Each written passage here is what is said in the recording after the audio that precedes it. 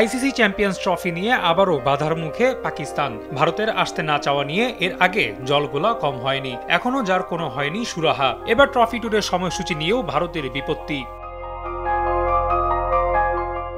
দীর্ঘ সময় পর পাকিস্তানের মাটিতে ফিরছে আইসিসির কোনো ইভেন্ট। 2025 সালে হতে যাওয়া আইসিসি চ্যাম্পিয়ন্স ট্রফির আয়োজক দেশটি ইতোমধ্যে পাকিস্তান ক্রিকেট বোর্ড চ্যাম্পিয়ন্স ট্রফির ট্রফি ট্যুরের সময়সূচি ঘোষণা করেছে। 16 নভেম্বর স্বাগতিকদের দেশ থেকেই শুরু হবে এই ট্রফি ট্যুর। মুরি, হুঞ্জা, মুজাফফরবাদ ও স্কার্দু হয়ে 24 নভেম্বর শেষ হবে পাকিস্তান যাত্রা।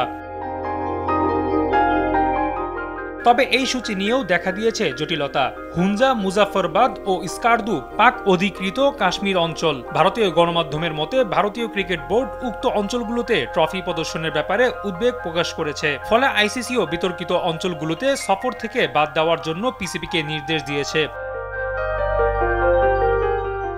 এদিকে অন্যান্য দেশ হয়ে 11 ডিসেম্বর শিরোপা আসবে বাংলাদেশে।